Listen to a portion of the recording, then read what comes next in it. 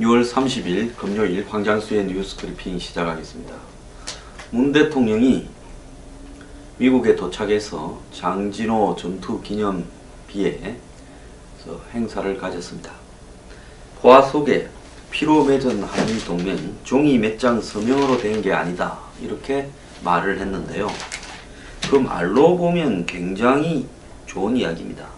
그래서 과거 노무현 전 대통령이 미국 가기 전에 굉장히 미국에 대해서 불편한 이야기를 많이 했습니다.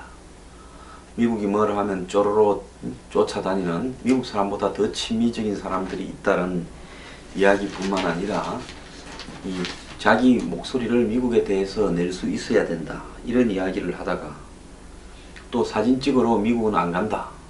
대통령 당선될 때까지 노무현 전 대통령은 미국을 한 번도 가지 않았습니다. 그러다가 미국 가기 전에는 한미연합사를 군복 입고 가고 이번에 문재인 대통령이 했던 것처럼요. 또 미국에 가서는 미국이 없었으면 나는 지금 북한군 정치범 수용소에 있었을 거라 이야기를 했습니다. 문재인 대통령 또한 흥남 철수와 그 바탕이 된 장진호 전투 이런 부분에 대한 감사를 표시를 했습니다. 이 장진호 전투라는 것은 이 2050년 11월 27일께인가 몰래 내려와서 숨어있던 중공군들이 한마디로 이 한국군과 미군의 허리를 끊어서 포위를 했습니다. 그때까지만 해도 중공군이 한국 내에 들어와 있는지 그 이전에 수동 전투에서 중공군 포로를 하나 잡았지만은 제대로 파악을 못하고 있다가 인해 전술로 나오는 중공군의 미 2사단이 거의 괴멸되다시피 했고 해병대 제1사단이 중심이 되어서 이 함흥, 흥남으로 철수하는 라인을 잡았습니다. 이미 남쪽은 중공군으로 득실거려서 육로로 내려올 수 없어서 함흥하고 흥남을 통해서 흥남 항구에서 배로 철수하자 이렇게 했습니다. 자, 그래서 민간인 10만 명, 대부분 기독교 신자이거나 지주입니다. 그리고 군인, 한국군, 미군 10만 명이 흥남을 향해서 후퇴를 하는데 그 포위망을 뚫고 또 나중에는 포위를 뚫은 다음에는 후위에 서서 추격하는 중공군을 저지하는 이런 역할을 미 해병 1사단이 해냈습니다. 그 과정에서 7,000여 명에 가까운 미군 병사가 죽거나 다쳤습니다. 그래서 이 일본식 표기대로 그때는 일본 지도였기 때문에 초신이라고 이렇게 했다고 어제 제가 말씀을 드렸죠. 그래서 그 전투가 없었더라면 이 흥남 철수가 실패했을 거고 흥남 철수는 한 2만 명이 철수를 성공했는데요. 덩케르크에서 2차 대전 때 프랑스 덩케르크에서 당시 영국군 그 다음에 프랑스군, 호주군, 캐나다군 등이 33만 8천 명이 철수한 거에 이어 세계 두 번째 위대한 철수 작전이었다라고 합니다. 그래서 이 작전이 실패한 작전처럼 미국의 아주 대패한 어떤 이 작전처럼 기록되어 오다가 요 근래에 들어서는 그야말로 이 장진호 전투가 있었기 때문에 한마디로 흥남 철수가 성공할 수 있었고 그래서 이 장진호 전투는 미군이 최악의 조건에서 선전한 전투다라고 다시 평가되고 있습니다. 문 대통령이 그걸 이야기를 하면서 포화 속으로 이렇게 들어가서 양국이 맺은 동맹이라 했는데 그 말을 하는 문 대통령의 어떤 진위 부분에 대한 미국의 의구심은 그런 이벤트나 기획으로 또 말로 지워지지 않을 거라고 보고 있습니다. 미국 사람들은 실용적이라서요. 말로 그때그때 그걸 믿기보다는 쭉 쌓여온 행동을 보고 이렇게 정리를 하는 경향이 있습니다. 미국은 지금 한국보다 13시간이 이렇게 차이가 나죠. 그래서 지금 한국 시간으로 현재 9시가 좀 넘었으니까 미국은 지금 저녁 8시일 겁니다. 백악관에서 트럼프 대통령과 문재인 대통령이 만찬을 지금 하고 있는데, 트럼프 대통령이 그 만찬에서 했던 이야기가 조금씩 밖으로 나오고 있습니다. 트럼프 대통령은 북한과 무역 등을 주제로 이야기를 할 거다 라고 이야기하면서 다음날 있을 한미 정상본회담에 대한 이야기도 했습니다. 근데 여기서 우리가 중요하게 하나 봐야 될 부분은요, 이 다음날 있을 한미 정상회담에서 어떤 이야기가 나올 것인가 하는 부분인데요. 크게는 세 가지로 볼 수 있습니다.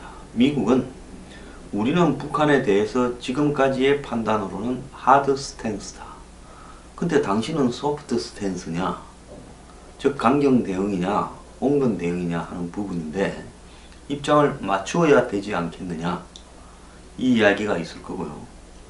두 번째로는 무역 통상 부분에 대해서 이야기를 좀 해보자, 그 이야기가 나올 거고, 세 번째로는 사드에 대해서는 우리는 투명하게 모든 절차와 진행을 해왔다. 근데 한국은 사드에 대한 입장이 뭐냐? 그걸 분명히 해주기를 바라고 우리는 그걸 한국 답변이 나오기를 기다리겠다. 이렇게 이야기를 할 겁니다. 요 근래에 김정은이 아마 참수 작전을 이야기하는 것 같아요. 한국의 이 북한에 대한 대응은 킬체인, 북한의 한국 공격 예상 지점을 선제 공격하고 그 날아오는 미사일을 KMD로 막고, 그 다음에 참수 작전으로 북한의 요인에 대해서 특수부대나 이런 부분을 가지고 해결을 한다. 뭐 이런 단계별 계획에 대해서 북한은 최근에 박근혜 정부 등에서 북한의 자신들을 이렇게 암살하려고 했기 때문에 닥치는 대로 그 대상자들을 제거하겠다, 이런 이야기를 했습니다. 이런 상황 속에서 지금 한국의 정부가 북한과 대화나 협력을 하겠다라는 것은 어불성설이라는 것이 미국의 입장이고요. 지금 미국에 보면 무슨 교포 중의 일부라든지 또 무슨 재미 언론인이라든지 전문가라는 사람 이름으로 문재인 대통령이 의회를 방문한 뒤에 사드의 안심 분위기가 형성이 되었다. 사드 얘기는 할 만큼 했으니까 주 의제에서는 빠진다. 또 더 나아가서 한국 기업인들이 지금 문 대통령이 가면서 선물로 40조를 이렇게 미국에 투자하거나 구매하기로 했다. 그러니까 한국도 지금 할 만큼 하는 거 아니냐. 이런 부분들을 가지고 지금 이 정상회담을 상당히 호도하는 부분이 있습니다. 근데 이 미국 사람들이나 서양 사람들은 의전, 매너 이런 부분을 매우 중요시하기 때문에 온 손님에 대해서 면전에다 대고 직설적으로 이 분란을 일으키거나 이야기를 하지 않습니다. 하지만은 그들이 꼭 해야 될 부분에 가서는 나중에 딴소리가 안 나오도록 짚어놓는 부분은 매우 치밀하다고 저는 보고 있습니다. 트럼프 대통령이 환영 만찬 인사말에서 나는 문 대통령이 북한 무역 그리고 다른 것들의 복잡함에 대해 우리 국민과 토론했다는 것을 알고 있다. 우리는 그것들에 대해서 논의할 것이고 시간이 늦어질 수 있다라고 말을 했습니다. 여기서 우리 국민이라는 것은 한국을 다녀간 미국 상하원의 간부라든지 또 미국의 각종 장차관이라든지 이런 부분을 이야기할 겁니다. 그래서 문 대통령이 북한 즉 사드 문제, 또 한미 FTA 문제, 환율 문제, 통상 문제에 대해서 우리 쪽하고 한국 쪽하고 이야기를 했을 건데, 그걸 이제는 정상회담에서 이야기를 하겠다라는 거하고 시간이 늦어질 수 있다라는 말은 한번 이 끝장 토론 비슷하게 한번 해봐야 되겠다라는 이야기를 한 거라고 보고 있습니다. 그래서 제가 앞에 서두에 이야기했듯이 100% 지금 한국의 문 대통령이 가진 입장, 크게 이번에 이 정상회담의 입장은 네 가지로 볼 수 있겠죠. 사드, 주 의제에 넣고 빼고가 중요한 게 아니라 이야기 100% 나옵니다. 그거는 주 의제에 넣고 빼냐는 것은 한국의 사정에 의한 미국의 한마디로 편의를 봐주는 부분이지, 이야기가 나오는데 주 의제인가 아닌가가 뭐가 중요하겠습니까? 사드. 두 번째로는 통상 문제.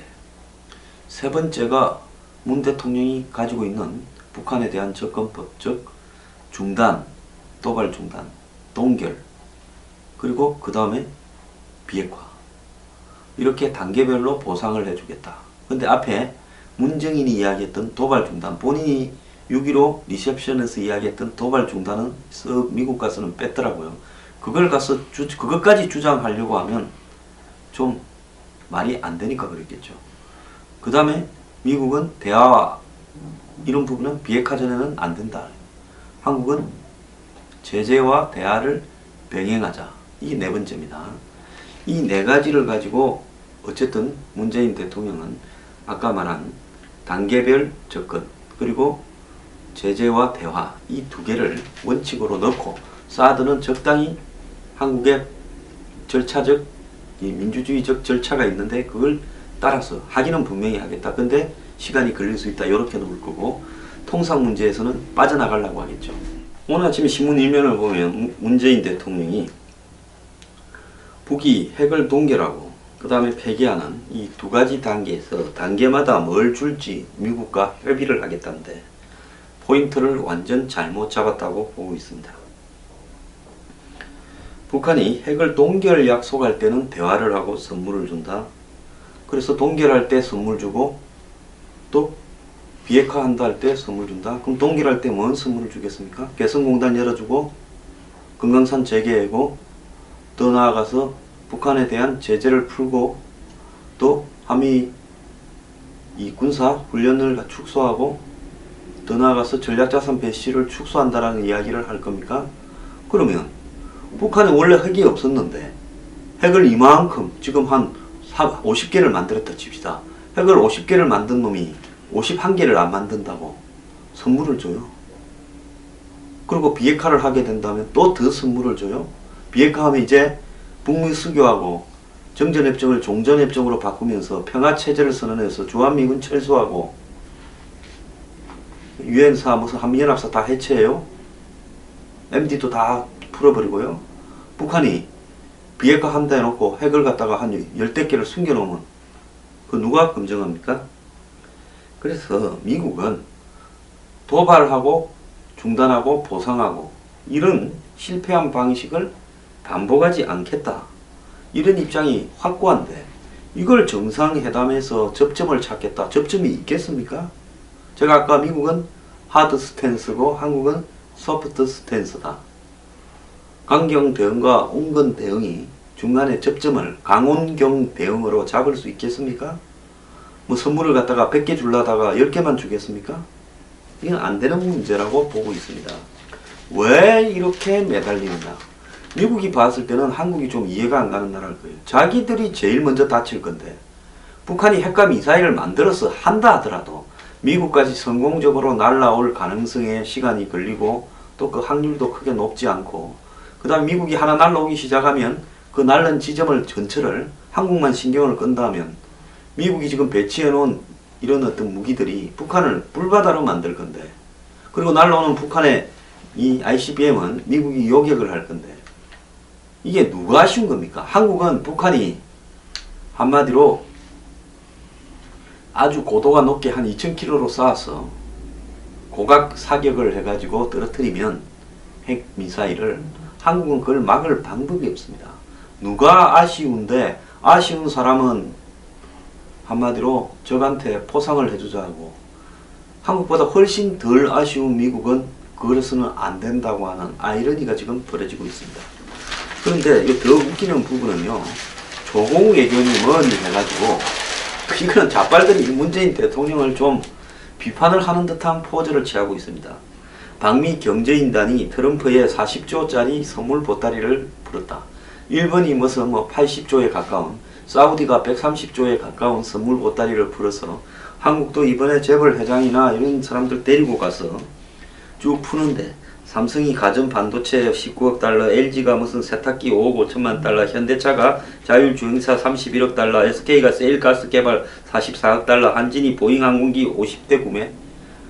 근데 여기서요, 공장을 만들어서 고용을 한다는 것은 모르겠지만은 나머지 구매를 보면, 아니 한국이 항공사가 미국 비행기는 사야 되는 거고 향후 몇 년간에 그건 항상 해오던 거고, 그 다음에 한국이 지금 가스를 이 카타르에서 미국의 세일가스가 싸고 좋으니까 미국 쪽으로 옮기는 건데, 당연히 몇 년간에 걸쳐서 수입하는 물건들을 그걸 여기 얹어서 40조 원이라고 이야기하면 미국의 트럼프가 이걸 보고, 아니 너가 지금 수출하고 수입하고 하는 부분에서 당연히 하던 부분들, 또 너네들이 미국 법에 의해서 안 하면 안 될 부분, 즉 미국 여기에 의해서 멕시코에서 생산한 걸 우리한테 팔면 세금이 붙을 것 같으니까 당연히 그것 때문에 하는 부분들을 전부 끌고 모아가지고 마치 우리한테 선물이라고 이야기하는데, 집에서 쓰던 물건 또 맨날 무슨 서로 간에 이렇게 주고받던 것들을 선물 보따리에 넣어서 오면 어떡하냐, 이게 어떻게 선물이냐는 게 미국의 생각일 겁니다.